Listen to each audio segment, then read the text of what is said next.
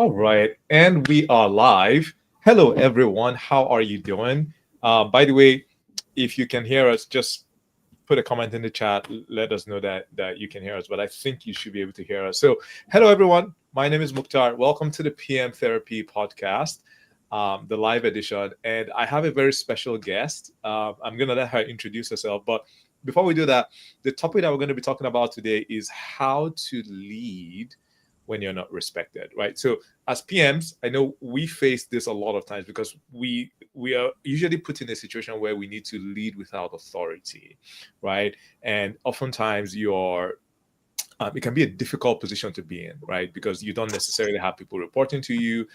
Even sometimes you need to hold people accountable that sign your paychecks, right? So it's not always easy to lead and to influence without authority, right? So I think this is a very, very important topic for us. So I'm really excited to have Aina be with us so that she can share her journey and how she sort of done that throughout her career. Aina, how are you doing? I'm doing very well, and Mukhtar, thank you so much for inviting me for this live webinar or whatever we are calling it. I'm excited to chat with you and excited to get questions from our guests and just have fun. Awesome. By the way, if you can hear us, just make sure you put that in the chat. I think you can, but just put that in the chat. So Aina, why don't we start by? I hope I'm saying your name correctly. Is it Aina? Yes, you are precisely correct, and it's actually funny because, like, normally, like Europeans or like African descent people, they get it correctly even without me pronouncing it, Aina. But in North America, they see A as like and they call me Aina. So you got it 100% correct. Like I would say, you're a pure Ukrainian when you are pronouncing my name. Nice. No, thank you. This is the first time I've been called a Ukrainian, so I'll take it. What does it mean, by the way, the Aina? I have multiple backgrounds. So my mom is Russia, my dad is half Persian and half Turkish with a little bit of Indian background. So they combined this name. Like in Ukraine, we have Inna or Alina, and Persia, Turkey, they have Aina, so they combined these two names and made it Aina. So first half of my life, I thought it's just a combined name. It doesn't mean anything. But then I started talking to Indian, Arab, Hawaiian people. So in India, it means mirror. In Arab, it means an eye. In Hawaiian, it means soul of the soil. And I know in Nigeria, it also has the meaning for like some special newborn babies. Oh my God, that's so amazing. So it has like this, it's sort of weaved through multiple cultures. That's so amazing. I had no feel idea. connected, and like when people ask me, do you have like African descent? And unfortunately, I don't. But when I discovered that my name is also a Nigerian name, so I feel like yes, I don't have African DNA, but my name is connected, so we're still connected. Yeah, and we all go back to the same person, Yes. eventually. So no, that's really nice. It's actually similar to my sister's name. So my sister's middle name is actually Ains, Ains, right? So instead of the, yours is the A instead of the S, right? So that's pretty interesting. Cool. I didn't know that about you. All right. Awesome. So Aina, why don't you go ahead and introduce yourselves for the people that don't know who you are? Yeah, sure. Right now I am pivoting to AI, and I call myself AI enthusiast. But I have 20 years of experience in project management and Agile. I have a PMP certificate, and I've been an Agile coach during the last 10 years or so. And as I told, I am a jack of all trades. So currently with the AI hype, I am trying to connect all of the disciplines I've been working on during my life. So my first degree is electrical engineer. And I've been also working on sustainability side of the engineering, like wind solar power. Then I pivoted to hospitality management, embracing my emotional intelligence skills. And then I pivoted to AI, IT. So now I am trying to merge and kind of like building a bridge between emotional intelligence, artificial intelligence, sustainability, project management. So that's who I am, and that's what I do. Nice. No, there's a lot of intersection there. So I wanna go back to an early point in your career, and I think we teased this in the promotion for this talk. You started out as an engineer, and then you were picked to lead a power plant at the age of 22, right? So can we go back to that time and maybe just walk us through what happened? Why were you picked to lead, and how did you manage that? Because that must have been a very challenging time. Yes, it was exciting and challenging time at the same time. So at the age of 21, I was a fresh grad from the university. I just accomplished my master electrical engineering. And 6 months before my graduation, I started working in a power plant as an engineer. And to be honest, that power plant wasn't even like close to the level of like a big four or like any like other top companies like global wise or even like back in Ukraine. So it was kind of like a factory which helped to clean water and provide it to the cities and to other organizations. So I was an engineer there, and it was my first job. So definitely I was excited. But again, honestly speaking, there wasn't like that much competition as it could be in KPMG, like PwC, or like any other organizations. But I've been a prominent person, I would say like new hire. I definitely understood engineering, the processes. I was eager to learn. I was eager to grow, and I was kind of like power hungry. I was ambitious, just like 22 years old. So what else can I do in life after graduation? So I had my life ahead.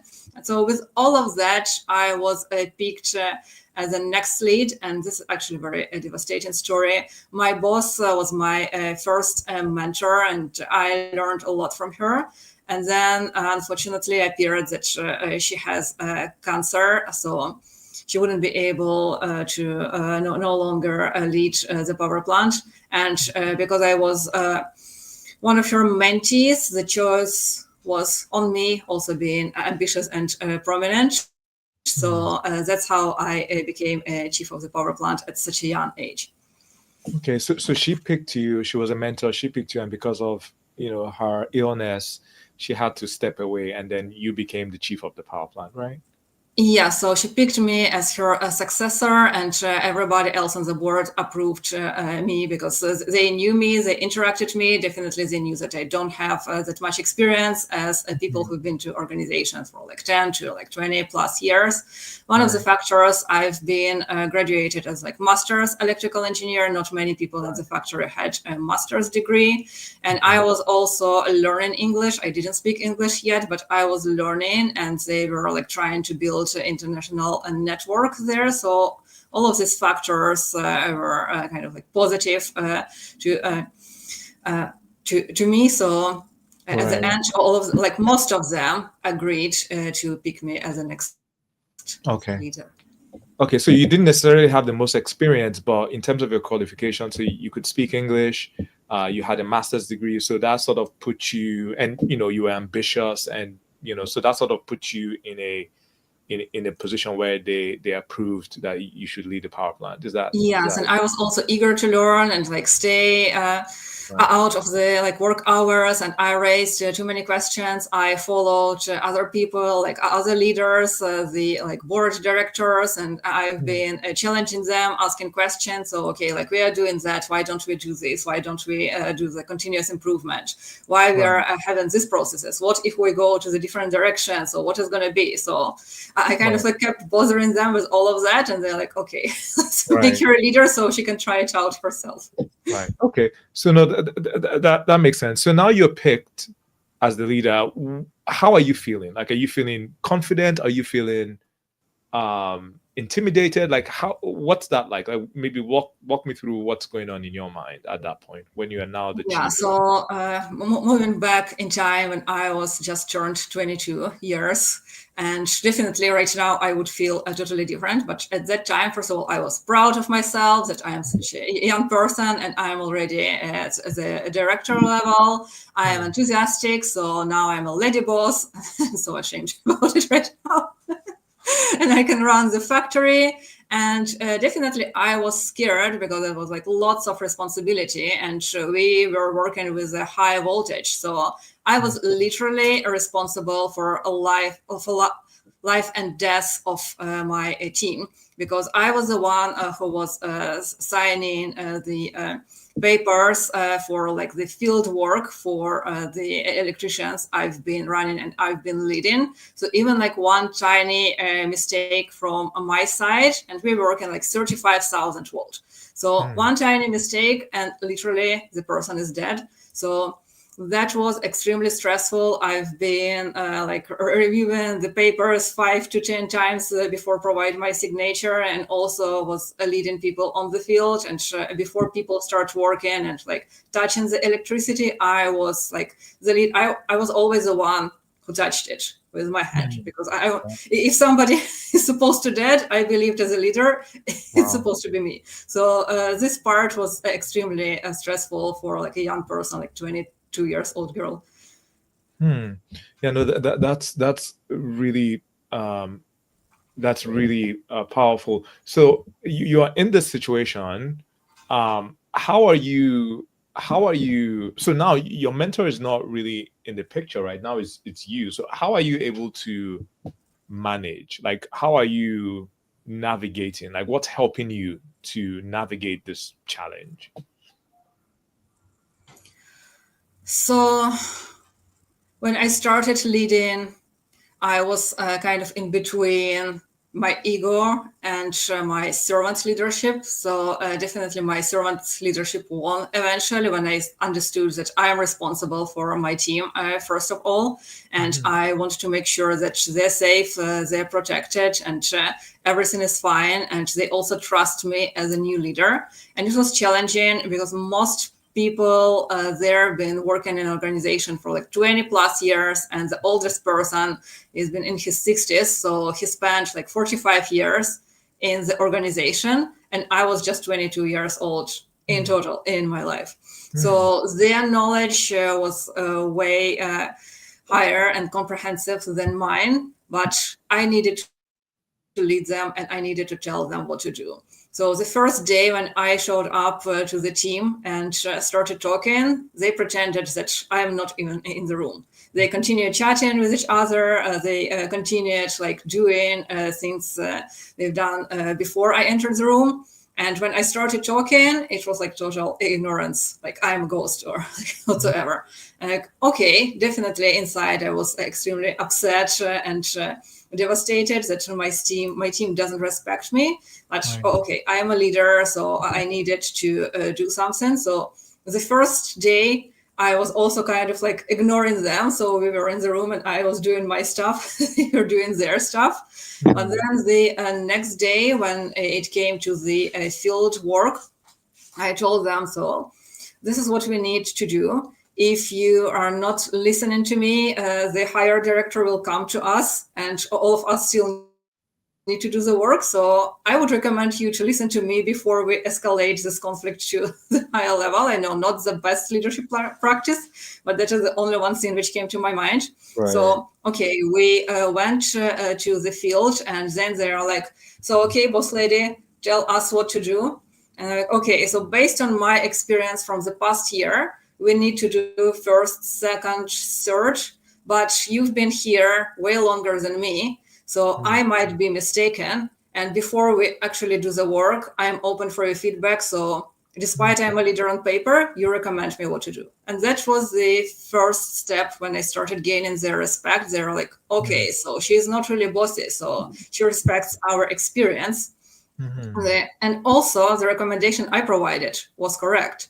And I remember one person like turned back to another and like, she actually understands something. Like, okay, first step is done. So they followed my lead, and then when they started following, I am like, wait a second. It's a high voltage. I need to make sure that you're protected. So I'm going to touch it first. And they're like, but don't worry. So they relaxed a little bit. They started kind of like mentoring me. Like, we've been here for the last 40 years. We know what we are doing. We've been doing the same thing like every month. It's going to be fine. Like, I trust your experience, but I just want to make sure that you're safe. So let me do it first. And then they realize that I'm taking care of them, and literally I'm ready to die for them. So they kind of like accepted me. They mentored me a lot in my job, but it was more like a partnership. I mean, they understood that I am not going to lead them from the top. And it was before my Agile time. I didn't know the term servant leadership, but I acted as a servant leader. So they understood that they need me as a boss, because I was at that like board stand-ups, and I kept protecting them there. And we are all humans. Despite they've been to organization 20 or like 40 years, they made mistakes. And at this board stand-ups, as a leader, I took the blame, and I provided the wrong recommendations to them, and they just blindly followed me because I am their new boss. And board definitely questioned it. So why did they blindly follow you? Like, probably because they're trying to build relationships with me. So when they saw that I'm taking the blame, and I knew that I'll be fine because I was playing my newbie card, or I was just assigned as a new leader, so I can take the blame. I still have this like period to make the mistake. So when they saw that I care about them, they started care about me. Wow. Yeah, that's just that's really amazing. So just a few points that I just want to touch on. So when you're in it, you started out without credibility, and the way you gain credibility. So a few things that stuck out to me. At first, your first day, like, it's not like you try to over assert yourself. You just let it be. You're gonna do your own thing. I was just like, okay, let them get used to me now. Exactly. Because I understand they were having the previous boss, which was a great leader. She knew a lot about the organization, and she also cared about them, and also like learning that she has cancer and she is not going to be longer with us. It's already a challenge for the team. It's already a challenge for people who've been working with her for the last 15 years. And then a newbie, a girl came, and they don't know who this girl is and how she is going to behave. So definitely they were like resistant and protective. So they thought that this new egocentric girl came and started being a boss without understanding what she's doing. So it was kind of like their way to show like, no, it's not going to happen this way. So I provided understanding, despite my ego was also hurt, and I was hurt, and I got back home crying. Without wanting coming back to work again, but I kept continue coming, and I provided kind of like a shorter version. It didn't happen the next day when they accepted me. It took us like a few months or so, but it was kind of like step-by-step process. Right. No, and I think that even if you had a lot of experience, like I've been in situations where I have a lot of experience, but just the fact that I'm the new PM replacing another PM, there is resistance. Right. So I think, whenever there's change, there's usually resistance, and you need to sort of win people over. So I think that's, I think one thing that really stuck out for me in your story is you said at the very beginning, you just sort of let things be. Right. And then the second thing that really stuck out to me was you actually demonstrated your knowledge. Right. Because that's also something that's very key when it comes to building credibility. Like, I know as PMs, many a times we find ourselves working with very technical people, right? And one of the first things that you're going to meet is that they're going to underestimate you. Like, what do you know? You're just here to talk with leadership and all of that. But when you can demonstrate that you understand their language, you can flow with them, you can even help guide decision making, then you start to earn credibility. So I like that. So the first, you let them be. The second, you demonstrated knowledge. And then the third thing that I think was very important is that you put their interest above your own interest, right? Where you are like, just hold on, let me make sure that this is safe. So I will put myself on the line. So I think it's amazing that, it seems like those are the three things that you did. So first of all, just letting people be, not trying to over assert yourself, demonstrating that. Don't force people to like you. Give them some time. Yeah. The second, demonstrating that you know your stuff, and then the third is putting their interest above yours, right? So that really stuck out for me, and I think that applies in any situation that we find ourselves as PMs. Okay, so Yeah, and if you don't mind, Mukhtar, I want yeah. to pause here for a little bit. So yes, I demonstrated my technical knowledge because I already learned a lot about factory. But because I kept changing jobs, it wasn't always a case that I had like technical knowledge or I had enough project management expertise. So, but in this case, it was a little bit different strategy. I provided vulnerability. So I was honest about I don't know things and you know. And I know maybe it's not right that I'm your boss. Maybe it should be the opposite. However, I wasn't assigned just for granted. I don't have this technical expertise, but I already built my expertise in conflict resolution, in negotiation. So I know how to manage stakeholders. And I ask you for a favor to help me with technical expertise or like with business expertise because I'm newbie here. But I'm not that useless and worthless. So this is where I can help, and this is where you can rely on me. So even if you don't know much, if you're just like fresh assigned, my strategy is like be open up about it and provide vulnerability and also provide respect to people and to their time in the organization and the knowledge they've gained. Right, right. No, and thank you for adding that nuance, right? Because yeah, you're not necessarily expected to be a developer or to be a technical person, Yes. right? But I guess the point I was trying to make is like there's a certain level of knowledge that you need to have to be able to interact with these people, right? And I think that's evidence in when you gave suggestions and they said, okay, wow, she actually knows something, right? It's not like you gave a totally useless, right? It was something that was actually, and that's your background as well. Like you studied engineering. But I like that other point that you mentioned where it's like we're not supposed to be technical, to be fully technical as PMs. That's why we have technical people doing that. But we have our own expertise, like when it comes to, like you mentioned, stakeholder management, negotiations, actually execution. That's really our specialty. So we are technical in that sense when it comes to execution, right? Yes. So we should own that. There's nothing to be ashamed of there, right? So everybody has to play their part in the team. So yeah, does that resonate with you? Does that make sense? Yeah, it totally does because many people believe that they need to be expert in everything, and when like talking with technical people, they need to speak technical language. It's a good asset. I don't say that you don't have to, but for example, in my case, when you just like pivoted from one career to another. So in this case, many team members might see you're like not that expert as you claim just because you don't have their skills. And I know many is following the trap of like pretending that they do have the skills or like mimicking the skills, but it's obvious that you're pretending. It's obvious that you are playing someone you are not. So it's better just to be vulnerable about it and learn from the expert, but also bring to the table the talents you already gain. Right. All right. So that's nice. So what happened with this role? So now, how did you, if you fast forward, like how did you, what happened at the end? Like, were you able to achieve a lot of things? Like what happened after you've gained credibility with the team? Yeah, so I've gained credibility and I've been running this, like I would say, like department or like unit of the factory for a year.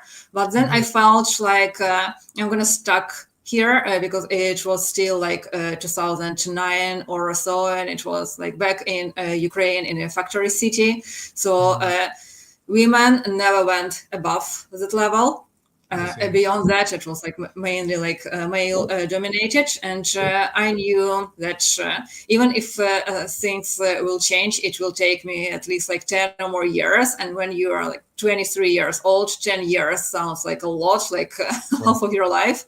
So I decided that I need to find something else. So I pivoted to another organization where again I joined as an electrical engineer. So that was like a next level. We were working with vendors, we were working with like German and French companies. Lots of learning, kind of like starting from scratch. Despite I was an engineer, like the side of engineering was totally different compared to what I've been doing in the factory. And eventually our director decided to be like progressive. We didn't have a project management department before. Like all of us engineers were partly project managers, and our director was kind of like a portfolio manager. So one day he decided to create like separate project management department. And because I was, again, one of the youngest people and one of the 3 people who were able to speak English, so one day he just assigned me as a project manager, and that's how I became a project manager. Okay. Wow. Nice.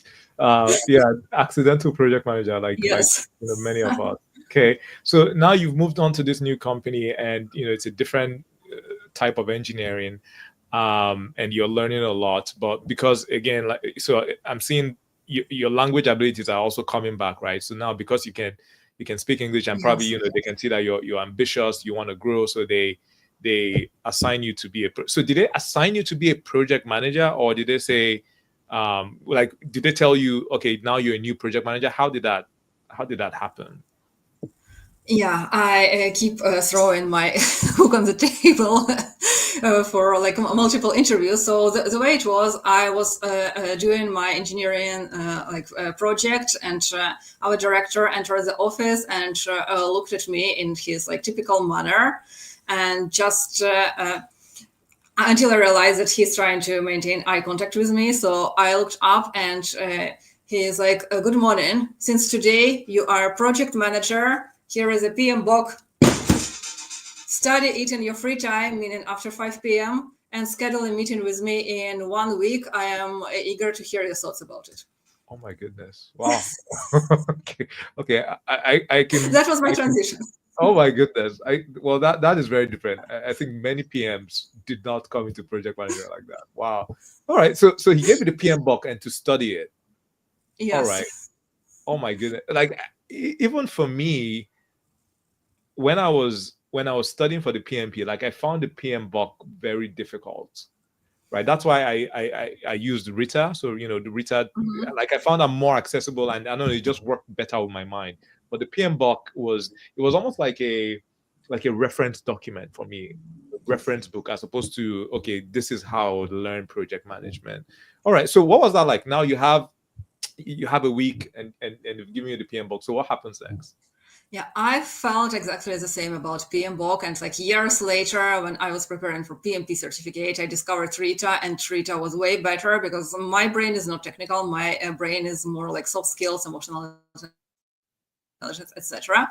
So I was struggling with PMBOK. It was like you said, like a reference book. I didn't understand anything. They were just like graphs, tables, etc. I tried to put my brain together. I wasn't able to do that. And I'm like, okay, let's just learn by doing. So a week later, he assigned me to a project. He gave me like his ideas. So hey, just run it. And again, it was 2010 or so. Back in Ukraine, we didn't have any mentorship program. Yes, we had the internet, but I didn't even know like how to search for help. I didn't know what help I needed. So it was extremely stressful. I kept making mistakes. Like every single day, I felt like I am reinventing the bicycle, whereas like everybody else already like know what the bicycle is and know how to ride it, and I am still kind of like inventing like square wheels or like triangle wheels instead of like round wheels. So every single day was a mistake. Every single day I felt like a failure. Every single day I was discovering what I need to do as a project manager. And again, engineering, it's a male dominated industry. Like imagine like a 30, 40 plus or like 50 plus years old man having like post-Soviet Union mentality, and me at the time, 24 years old girl trying to run the team like that.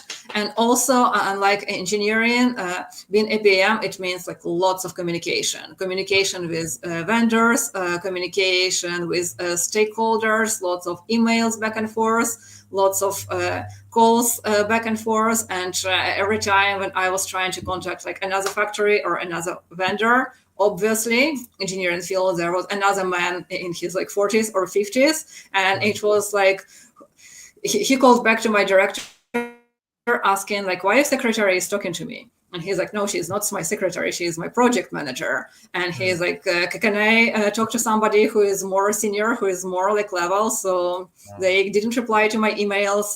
They dropped the calls with me. And yeah, it was like a year of disaster, a year of pain. So one day I decided I cannot do it anymore. So I just quit. Oh wow. Unfortunately. Yeah, failure story. Wow. No, that is really powerful, and I'm sure that must have been very sorry, powerful is not the right word. That must have been really challenging and painful. And we're gonna come back to that, but I just want to take a quick break. So by the way, if you have any questions, just please leave them in the chat, and we'll try to get to them. If you have questions, if you have comments, I see some of you already leaving questions and comments in the chat. So please do that. Also, we do have, I know you're watching this right now on LinkedIn Live, but we also do have these podcasts this as a podcast on Apple and Spotify. So, do go there, follow us there. And also, if you're a PM, if you're looking for, if you need help trying to land a 100 to 300K PM role, reach out to us. There will be a link below in the chat or in my bio. We might be able to help. If we can't help, we'll send you free resources. If you're a company and you're looking to hire PMs, you can also reach out and send us a DM, and we might be able to help. So, all right, now coming back to the show, going back to Aina's story. So, Aina, you moved to this new company, and you were introduced to project management in a very shocking way, I should say. And you ended up trying to make things work, but you were not respected. It didn't seem like a very healthy environment for you, and you ended up quitting. I know there was a time you got burnt out. So was this when you burned out, or did that happen after this? Yeah, so that was the first time when I was burnt out. So I was even hospitalized, unfortunately. Wow, sorry to hear that. So what happened? How long was that period when you were burnt out, and were you not working at that time? So I've been slowly burning out, maybe for 4 to 5 months while I've been to organization. But I kind of kept masking the symptoms, first of all, for myself. And then when the symptoms were kind of obvious, again, we are not in North America or Europe, we are back in Ukraine. So when you're burning out, it means you don't have enough self-discipline, you don't have enough self-regulation. And if you are taking everything that personally, that close to your heart, it means you're just a little girl, you're not a professional. So if you want to cry, go and cry to the washroom. Don't show your tears and your emotions here at the workplace. You need to be a professional. So I kept kind of fighting and masking it until just one night it went so bad. So I've been hospitalized, and I spent a week at the hospital. And when I got back, I took 1 week vacation, staying home, despite my leadership demanded me to come back. And then when I came back again, I couldn't change my mindset that quickly. But at least I started kind of maintain the first signs of burnout, and I felt that I need. Yes, maybe I'm not enough professional. Maybe it's true I'm still a little girl who is crying in the washroom. But I chose a different department. I chose the procurement department, where the level of stress was way less than in a project management department. So I spent a year there being a procurement manager. I see. So it's still in the same company. So you left the project management space / engineering space, and you went to procurement because hopefully that was going to be less stress. Is that? Yes, and this is kind of one of my first of my lessons learned. You don't necessarily need to quit organization completely. You might just identify where your skills work better. So a period when I talk to our German, French, and Swiss partners, the environment is way better. They respect me they answer to my emails, they answer to my calls, and communicate. Like direct communication is one of my strengths. So I spoke, and I was also friend with the director of procurement department. So he's like, I'm actually looking for a person like you to help me with communication. So we spoke to our CEO, and instead of me like quitting completely, he told, okay, he spoke to my procurement director. So he told, if you want to take her, we are not thinking of like growing procurement department right now, but if you want, I will do it. But she is like 100% your responsibility now. And the procurement director is like, yes, this is exactly what I want. She's 100% mine now. So welcome to the team. And were you doing project management there, or was it something else in procurement? No, it was mainly logistics and collaboration with vendors and finding the best vendors and finding the best deals. Okay. All right. So that's great. I want to fast forward now. There was a time that you went to the Maldives, right, where you needed to really like recover from burnout. So was that shortly after? Can you maybe take us to that point? Yes, that was exactly like a year later. I was working in the procurement department because, again, it was a good environment, very positive, and I've been happy there. But a year later, I felt like I'm stagnating. Again, I cannot grow further. So all of my like professional path was like an extreme, like a rapid jump, then struggle, then shocking environment, a burnout, then positive environment, but stagnation right after. And then I needed a new challenge. And again, like in this organization, I couldn't take any new challenges. It's either like come back to my project management engineering department or stay here. And then I've heard about the opportunity.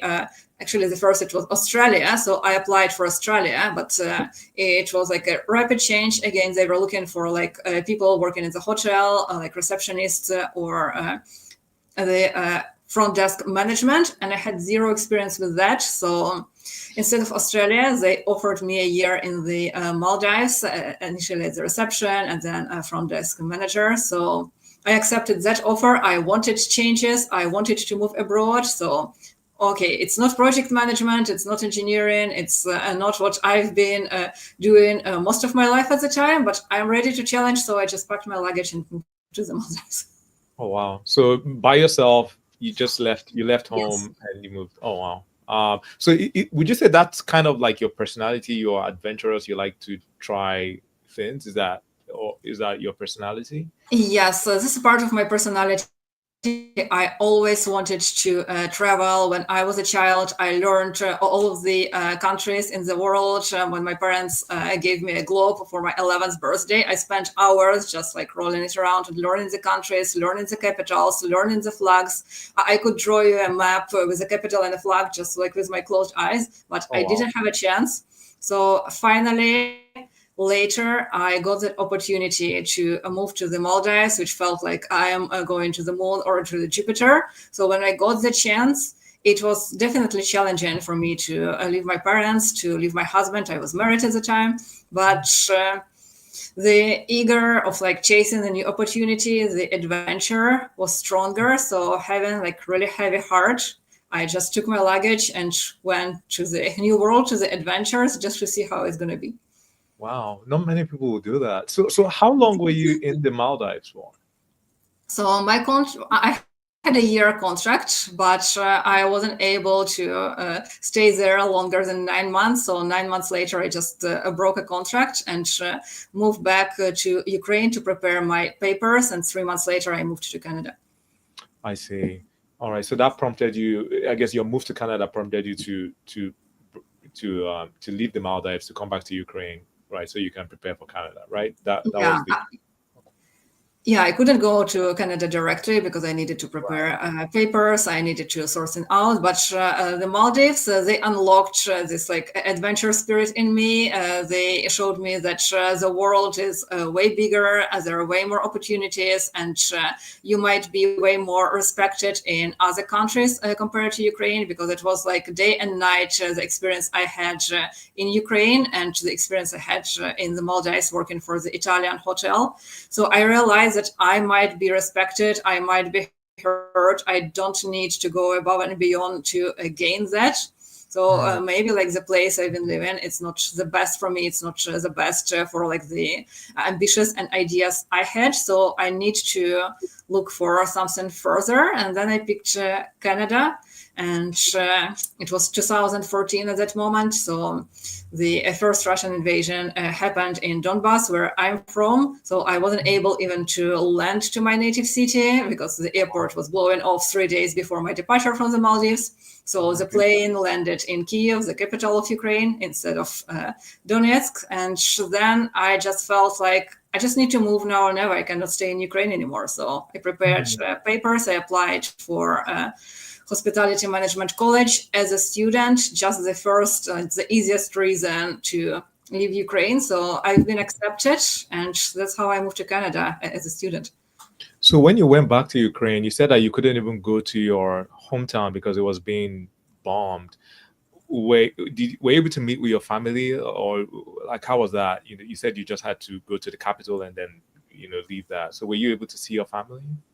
Yes, that was the last time when I saw my family, actually. So I landed in Kyiv, and so my husband was already there. So I just kind of like reunited with him in the capital. And then I took a train. So we still had railway at the time. So I took a train to get back to Donbass. I saw my family. I was able to pick up some like summer stuff from there. Right. And like 3 days after I left my home city, it was the last time when I've been there, they destroyed the railway. And since that, I wanted to visit my family before I leave Canada, but because the airport was destroyed, a railway was also destroyed, I didn't have any chance to see them in person again. Wow, can't imagine what that must be like.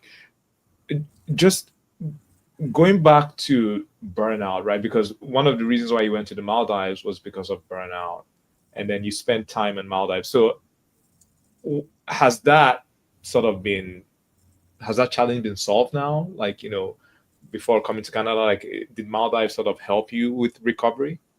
Not really. It was the opposite. I've been burned out in the Maldives again and was hospitalized in the Maldives again. And then moving to Canada, I was burned out here and again hospitalized here. So it took me like 4 or so burnouts to actually learn how to deal with them and how to prevent at least the hospital stage and make sure that I manage it before it went that far. Wow. So this is incredible. So it keeps on happening again and again. And if are you comfortable with sharing like what you've learned and why did it keep on happening? And if it's not happening again, what have you done differently? That's if you're comfortable sharing.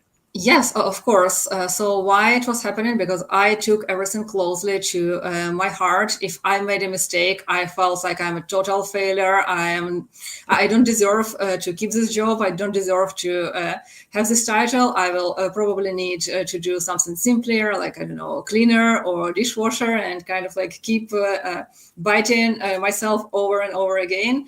And if I feel like that devastated, I continue making mistakes. So it's kind of like a rabbit hole with me. And so what I've learned from that, I need to identify like early stages of this like mental breakout and make sure that I'm not going to this rabbit hole. So if I make a mistake, I'm kind of like using Scarlett O'Hara technique. If some of you read or watched Gone with Wind, I will think about it tomorrow. No matter how much I want to think about it right now, I kind of like we're in my professional health. Okay, now I am solving the problem. I know that I'm a failure. I know that I'm a loser, blah, blah, but think about it later, solve the problem. And it helps me. When I solve the problem, I already don't feel that much as a loser or failure, so I even don't need to think about it tomorrow. Another sign of burnout is if the project is that long, like let's say 30 or like 36 months, and I don't see the results. I just see the scope creep. I just see that we are going over budget. We are going over our initial timeline. We are not meeting milestones. The stakeholders are angry. The business partners are asking me about the budget and how much we're going over, and I don't know any of that, and there is like no progress, there is no end, and I know that the end is going to be, let's say, in the next 8 months, but it's too long for like this mental marathon. So what I realized, I need quicker gains. Even if it's small, we need an achievement. So when I started planning the project, I plan not only like critical milestones, but smaller achievements we can celebrate with the team. Even if it's minor, but anything we see during the way, we celebrate. And it helps to raise the team spirit. It helps also in reporting to the stakeholders. Yes, the scope is creeping, but at least we achieved first and second, even if it's minor. If I don't have any of this, I need something simple. I need to switch my brain to something else. And again, I need to feel that I've done something meaningful. So I started volunteering for like food bank organizations. So when the situation is like that bad at work, I just go to like the food bank and I serve homeless or people who don't have enough income. And even after one night of being a servant for people whose situation is way worse than mine, first of all, I become more appreciative, even though like my project is on fire. There are many people whose life is worse than mine, and I don't feel like I dare to complain. And also, like after I finish my shift, I feel like I helped people. So these people are not hungry during the night. And if I serve like 50 or like 70 people per night, I feel like I was able to help and support 50 or 70 people. So again, it's an achievement, even though it doesn't relate to work. I still feel like I've accomplished something. And it's just one of the examples. I volunteer to other organizations, but the point is the results need to be immediate. And this immediate result is kind of like restarting my engine, restarting my mental health, and I come back to work empowered, accomplished, motivated, energized, and kind of like bring this energy to the team. And the work is going better, and people also remember, yes, despite all of us at Burnout, we are doing this project for people. We are doing it for like better results. So let's just keep going with this marathon and complete and achieve, and then get to celebration phase. Right. So, just to quickly recap what I heard you say. So, one thing that has helped you is you use the I don't know if you call it the Scarlet method, but basically you would Yes. there's this voice in your head that's overly critical, like, so what you're trying to do is that, okay, you would defer that, like saying, okay, Yes. I can be critical of myself tomorrow, but right now let me just solve the problem. Deprioritize. Exactly. Yeah. So you prioritize the problem, you deprioritize the self-critical talk. And oftentimes, once you solve the problem, then that voice would not come back. Right. So that's one thing that you will do. And then the second thing is, you sort of need to see immediate results. So when you're working on very long projects, one of the things that you do is that you create like in between milestones that would help improve morale. Or if you can't do that, then you also just go serve people outside of work, like volunteering, right? So these things have sort of helped prevent burnout now.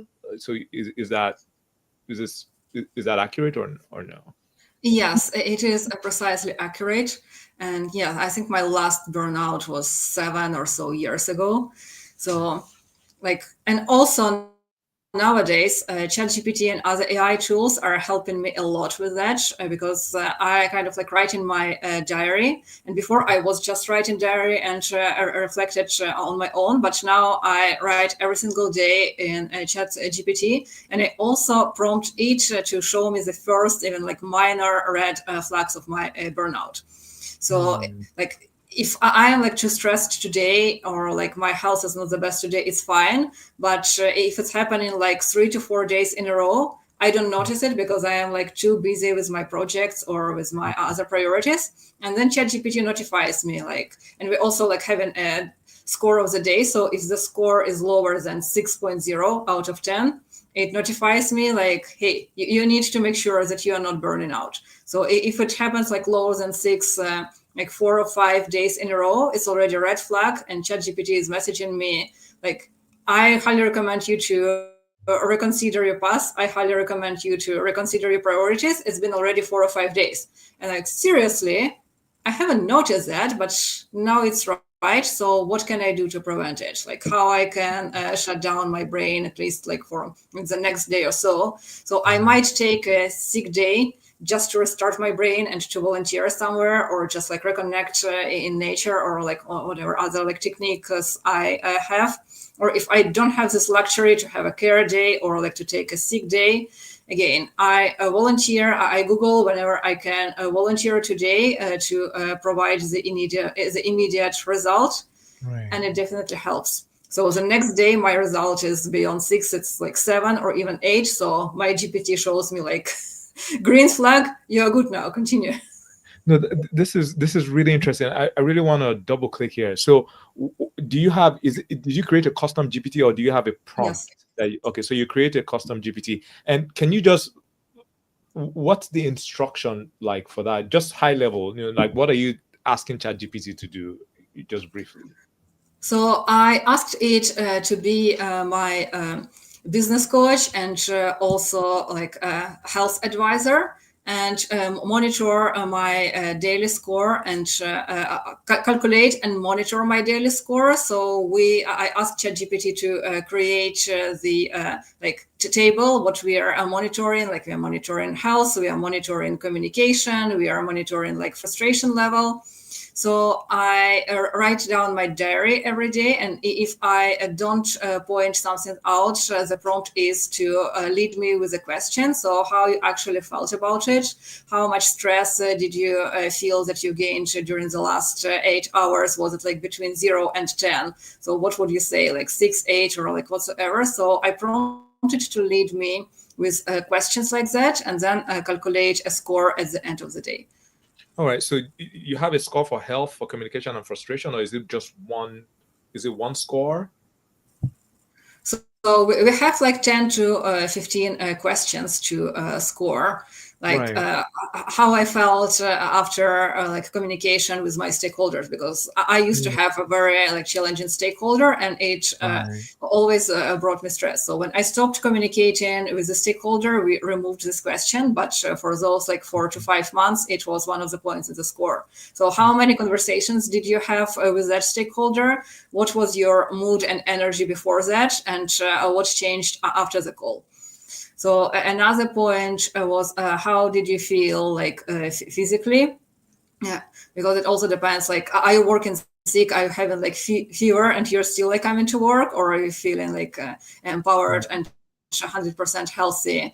Another point was. What was that? We were monitoring my sleep, how many hours I slept. So Mm, when I was reporting about my day, I was reporting what time I went to bed and what time I woke up. And I have this tendency to sleep for like 5 hours per day, and then sleep like 10 or like 12 hours during the weekend. And so mm. this was also monitored. And every day, my ChatGPT providing the report. I'm giving you a low score for like body scale because you slept just 5 hours today, and instead of Mm. having like 8, I got like 7.1.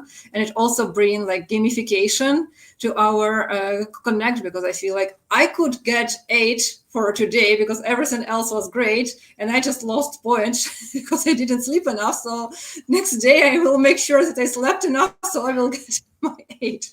Yeah, that's so fascinating. You're using your psychology, and it's you know yourself, right? So you're using that uh, to to help you achieve your goal. So just quickly, so you have one score every day, and this is like an overall score, right? And it's a score Yeah, so I between have like 0 10 and to 10. 15 questions. We Okay. are like marking every single question. We are scoring every single question, and then we have like a common score.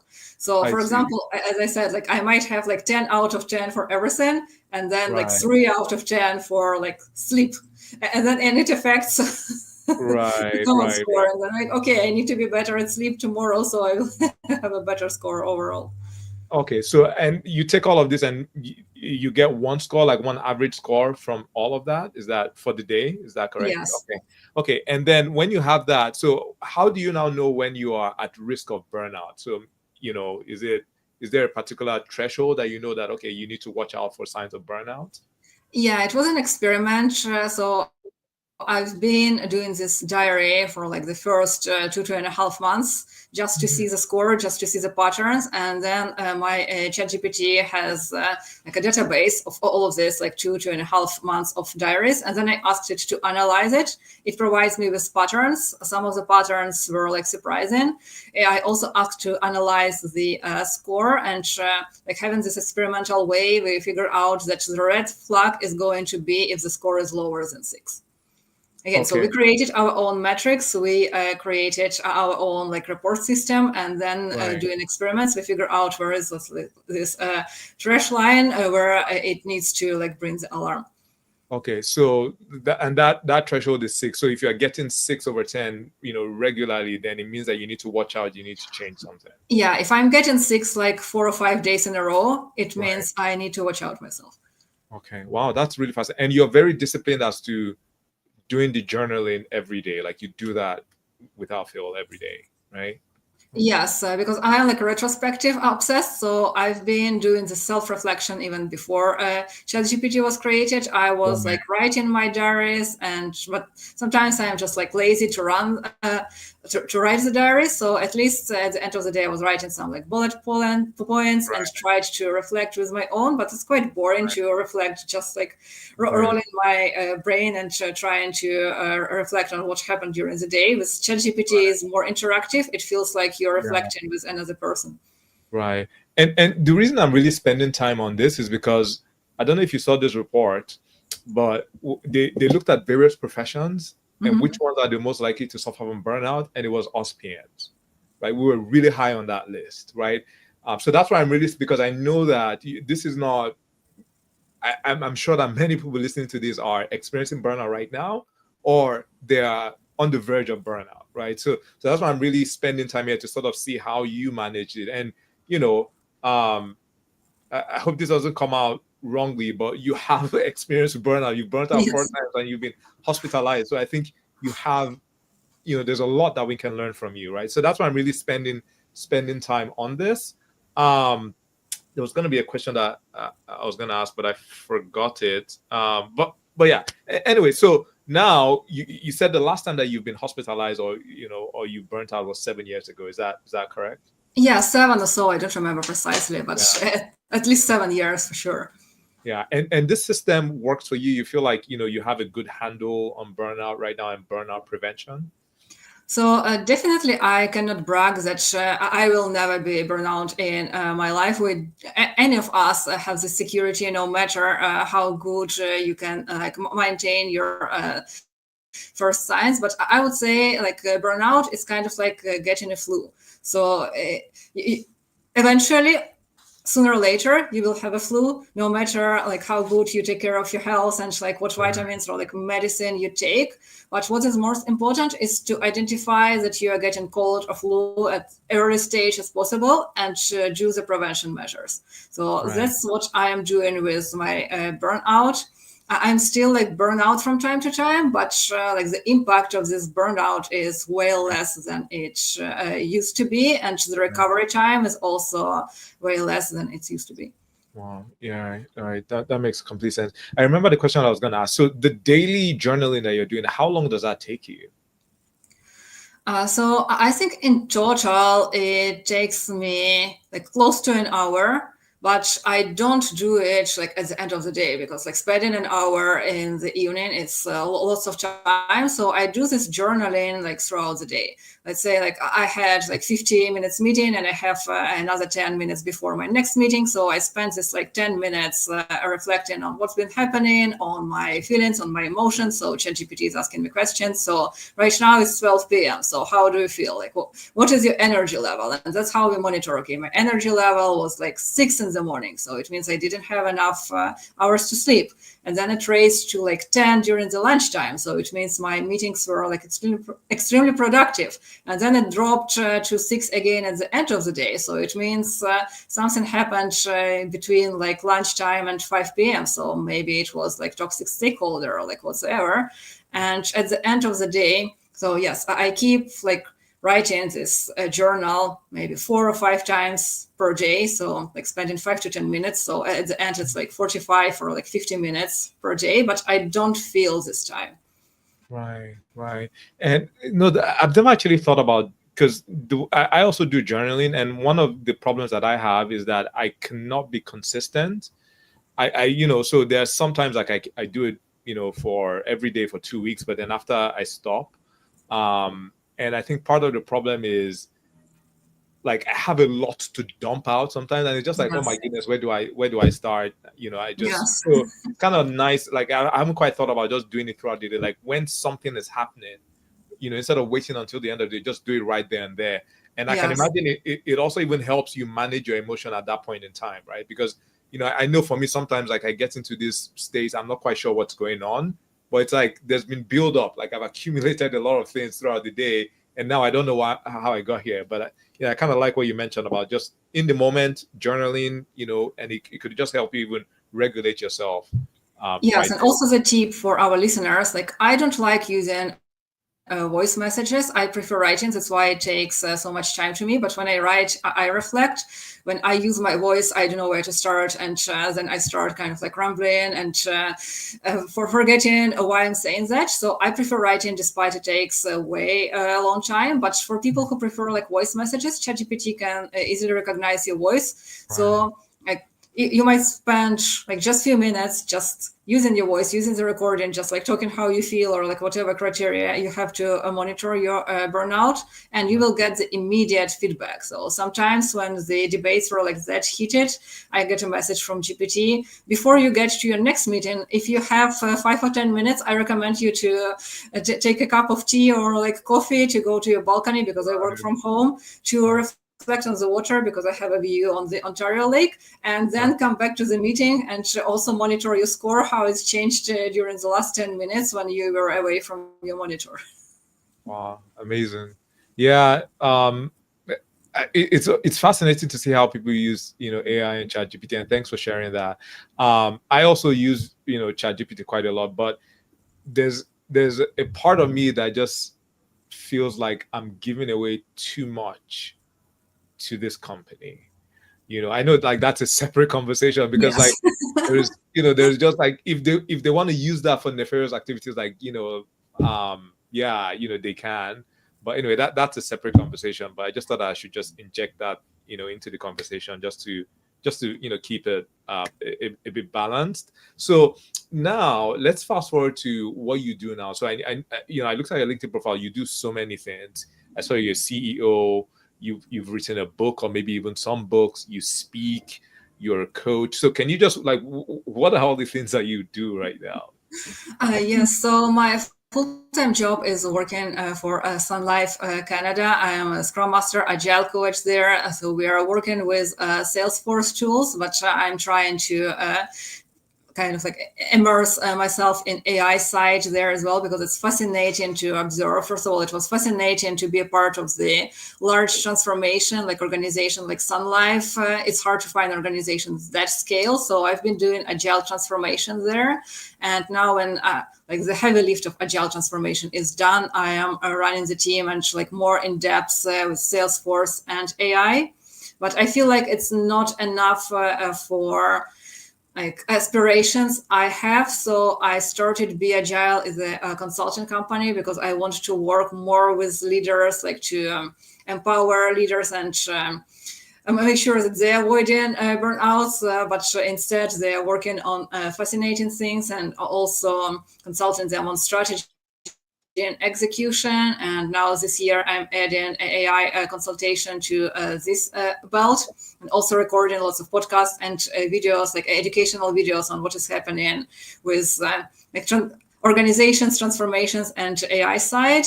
And in addition to that, I am running the PMO strategy and execution hub ex the PMO community. So because many people are reaching out to me for a mentorship or for advice, and unfortunately, I don't have time for all of them.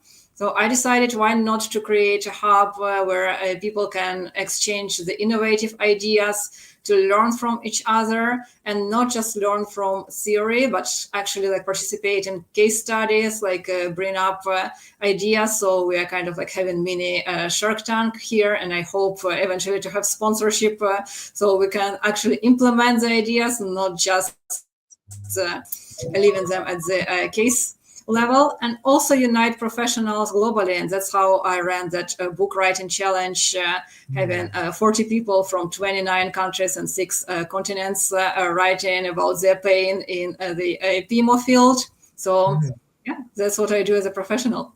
Wow, that's amazing. Lots of interesting things. So just on the book, so is the book out now? The book that all these people are writing, is it out? Yeah, the book is out now. It's on Amazon. It's called The Evolution of the PMO's Race of the Chief Project Officer. And why this book is unique, they're not just stories. After people submitted to me their chapters, I interviewed most of them who have agreed for the interview. And the interviews kind of going in depth why people wrote this chapter. So we have a podcast and we have a YouTube channel, and also whoever buys the book, there are QR codes, so you can read the chapter, and then you can listen to the actual voice of the author, getting his or her ideas. And if you want to see our faces, there is also a QR code in our YouTube channel, so you can see us interacting. And the opposite, if somebody finds us in YouTube, there is a book to read if they want to learn more about the ideas. And again, if somebody finds us with our podcast and interested to see how we look, there is a YouTube and there is a book. So it's kind of like 3 stages project. Yeah, no, that's fascinating. What's the title again? I just want to make sure that I capture, I understand that people on. Yes. Yeah, the title is The Evolution of the PMO's Race of the Chief Project Officer. The Evolution of the PMO, Rise of the Chief Project Officer. Is that? Yes, you got it. Yeah, no, I'm definitely going to take a look at this. And you said this goes into people's the challenges that they have as PMs in their day-to-day, some of those, I guess, what I usually call them invisible struggles, right? So is that correct? It really goes, into the challenges that we face. Yes. So I wouldn't say day-to-day struggles. It's about evolution, a bit of history, how humanity got the idea of PMO, how it evolved during these years, what is the future of PMO, definitely challenges and struggles. So it's not individual day-to-day, but it's more global, how PMO is struggling and what can we do and how AI is helping, or the opposite, not helping with this. I see, not the day-to-day operation, but more at the high level and strategic. Yes. No, that's fascinating. And when did this book come out? No, it was launched at the very end of February this year. Oh, okay, so it's still recent. No, I'm definitely going to check it out. Yeah, because this is a topic that's very interesting. I'm very interested in. All right, so we are coming close to the end. I want to go to this section that I'm calling the recommendation section, or the lightning round. So I'm just going to ask you a few questions, and then after that, maybe we can take questions from the audience. So please, if you do have questions, put them in the chat and we'll get to them. So, Aina, what's one book that every PM should read? I want to be original. I was actually thinking about this question, but we are talking about project managers. So definitely, if you want to be a project manager, no matter if you like or dislike it, you have to read PM book. And then everything else, you cannot avoid PM book. Sorry, I disappointed most of the audience. I don't see, but tell me if half people just dropped after that. PM book. Wow. All right. Wow. This is the first that we are. This is the first recommendation for PM book. So, oh my. Well, that's. I think. Yeah, I might have the PM book. Yeah, you should have it as a reference, right? Yeah, so, PM book is your Bible. When you study your Bible, your project management Bible, you can move on with something else, but you cannot avoid reading Bible. And Rita, Malkahi, if I pronounce your last name correctly. And so if you're like on the soft side, like me, Mokhtar, definitely maybe start with Rita and then go to PMBOK, but you cannot skip PMBOK. Right. All right. PMBOK. All right. You can't escape the PMBOK. All right. Another question. What podcast do you recommend? What podcast do you listen to the most, or do you recommend? So again, very disappointing answer. I don't listen to the podcast. I prefer reading, All right. but just because it's easier for me to absorb the information by reading, I prefer like to skim the information and to get an idea and then kind of like reflect and learn in depth. Podcast is challenging because I don't know what like the next question or like the next answer is going to be, so it frustrates me. But if you ask for my recommendation, I would say Laura Bernard. I don't listen many, but a few I've listened. They were like very thought-provoking, very precise, and really hitting the pain of project and portfolio managers. And Ricardo Vargas, if you are more into like the certification field, if you are curious about PMP, how to get certified, how to start the project management career, he has like 5 minutes PM tips podcast, so something like that. I don't remember precise name, but Google Ricardo Vargas and you will find lots of value there. Okay. One tool you can't live without. I think it's obvious my ChatGPT because I rely on it so much to maintain my mental and burnout stage. So yes, as I mentioned, I use it at least an hour per day, and it's just like for my mental health, but also like assisting me in writing posts and writing reports and doing other things. So yeah, I would say like I spent at least 2 hours with my GPT in total per day. So yeah, my ChatGPT is like my second right hand nowadays. Yeah, amazing. Someone you recommend people follow on LinkedIn? Follow on LinkedIn, definitely Mokhtar Kadiri and myself. let's brag about us, but okay, being serious, I mentioned Laura Bernard with her podcasts. She also provides so much value on her LinkedIn posts, so recommend to follow her. Laura Bernard. Laura Bernard. Okay, nice. All right. Last question. Favorite productivity hack? Favorite productivity hack? I call it eat the dessert first. Because like many are motivated with the reward at the end, and I've been living like that for like many years. Okay, let's eat the frog first, and then when I'm free from the frog, I can reward myself. No, never worked. I kept procrastinating with my frog. I kept like delaying it until the last moment because I didn't want to eat the frog, and then I was just like spent lots of time like pushing myself to get to that frog. But when I changed the experience, why not relax myself first? Why not to do the thing I'm actually eager to do first? And I don't know, like literally eat the dessert. I have a sweet tooth. Literally eat a piece of cake after I've done something what I was passionate about. Then I kind of like bring myself to the like extra exciting mood. So the frog is not that disgusting and scary for me anymore. So I'm like, let's do the frog. And I don't procrastinate while I'm doing the frog. Well, that's really fascinating because there's a common advice which is the opposite. Like, okay, yes. you sort of dangle the carrot, the dessert, and then you do the frog first. So to use the analogy, and then that prevents you from procrastinating. But you're saying that even like that makes you procrastinate, so you switch it around, right? Yes, and there is like never one size fit all. So I know that for many people, it's motivating and it's helping actually like to keep the carrot at the end. But it doesn't work like for people like me. So if it doesn't work, why not to experiment and why not to switch the approach? Like for some people, like they're productive and they're motivated, there is something good is going to be at the end. So I need to reach to the end as soon as possible. In my case, like no, the end feels like so far. And I have to struggle right now. So I kept like pushing it away and hoping that somebody will take the struggles away from me, but nobody is taken. So at the end, I still have to do it. But when I give myself a carrot first, I kind of like bring my energy level to the mood when like the frog is not a frog anymore. Right, makes sense. Aina, do you have a few more minutes for a few questions, or are you? Yes, of course. Okay. All right, so I think there are a few questions coming up in the chat. I'm just going to scroll all the way to the top. Hello, Doris. Okay, so I think Doris is just she's just commenting, about your transition. Corinne, she said so inspiring. And then Snedu as well. Your story. Yeah, your story is really inspiring, Aina. So Oh, thank you thank you, guys. for sharing that. Yandani was saying quite a fascinating book title. And there is, okay, so Oludayo is asking what's Aina's full name so as to follow her on LinkedIn. Aina, how would you spell your last name so that people can follow you on LinkedIn?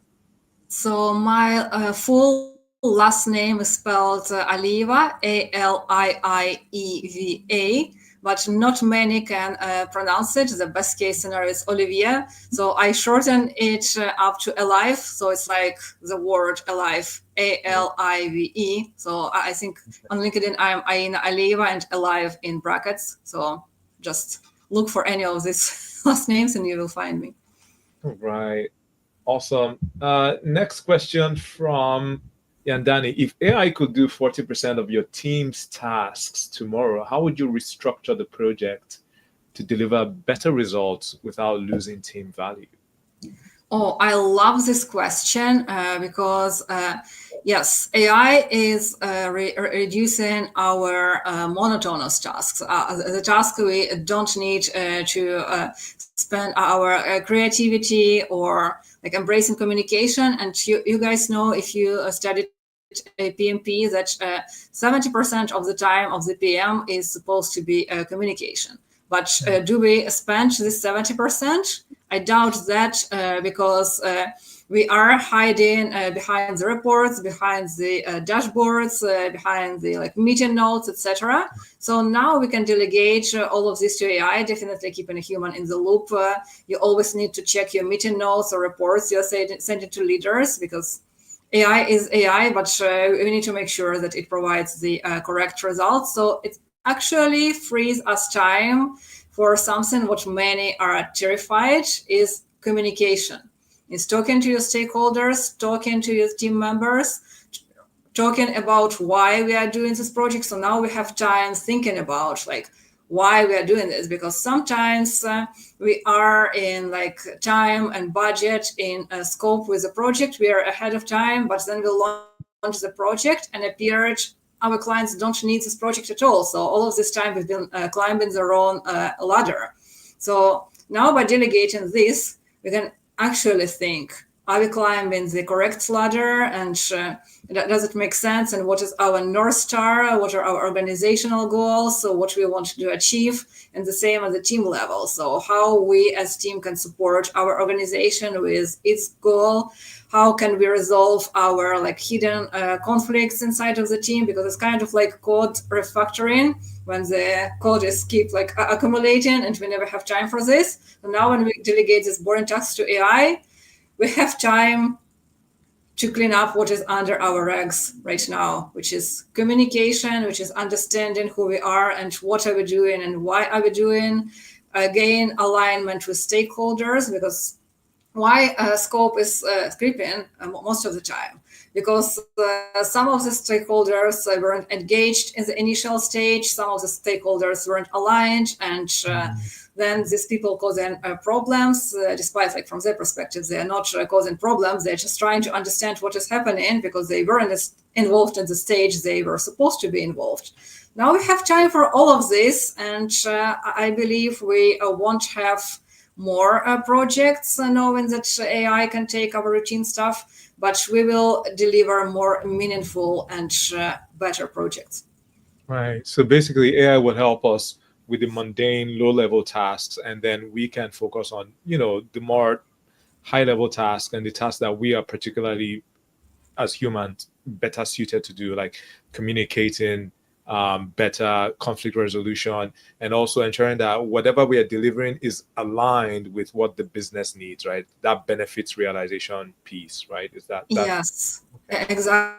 actually building network, building bridges between the business units, understanding like each other's work, becoming team-shaped individuals. Like, for Right. example, yesterday we had a workshop from one of our developers, how they are going through the deployment process. And I'm an agile coach. I don't need to know this for my work. And the same like Mhm. testers, they don't do the deployment the same as like our product owner. But all of us have been to that workshop, and she spent an hour just showing us like the branches she is using, like the code she is merging.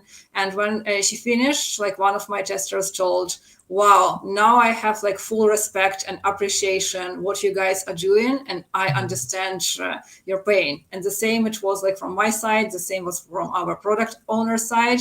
Right. We started understanding each other better. And why we were able to do the workshop, because we were able to delegate some like automation and routine tasks to AI. So our developer had some free time, and all of us had this like free time for this 1 hour workshop just to understand what we do as a team members, and kind of like growing our skills to be like T-shape instead of I-shape. Right. Fascinating, fascinating. All right, and I think we have our last comment. So yeah, I mean, from Zandil, it's thank you for the journaling, for the journaling tip that you gave. And I think this is a nice way to just even end. So not just for the journaling tip, but for sharing your story. Aina, thank you so much. I really enjoyed this episode, just going through from your story from the very beginning. And I'm sure that there's a lot more that we could talk about. Maybe there will be another episode. Maybe there will be a part two. But thank you so much for showing up. And please uh, do reach out to Alina on LinkedIn. Yeah, Alina, any last words that you wanna share before we sign off? Yes, I was also very excited for this conversation. It was quite personal. I hope it wasn't too personal, because when I get to the personal side, like burnout, etc., I forget about the nuggets I need to give, and kind of like to align it to the professional field. So I will be happy to host a second session if people want more like lessons learned, more like advice on like any topics of the project management career. But I was also going through the comments. Thank you very much to the audience for being that welcoming and that positive, and bear with me while I was maintaining my thoughts and emotions, sharing my story. And Mukhtar, thank you for reaching out, and thank you for inviting me today. Yeah, no, I thought it was perfect because like this is something that we all go through. Like I think you can't quite separate the personal from the professional, and a lot of times it's the professional impacts the personal, right? So, and this is like I mentioned, this is something that affects many of us PM. So thank you for sharing that. I don't think it was too personal, right? I thought Great. it was just right. Yeah. All right. Bye, everyone. So speak to you all next week, same time. Take care. Or same time next week. Bye. Take care, guys. Bye.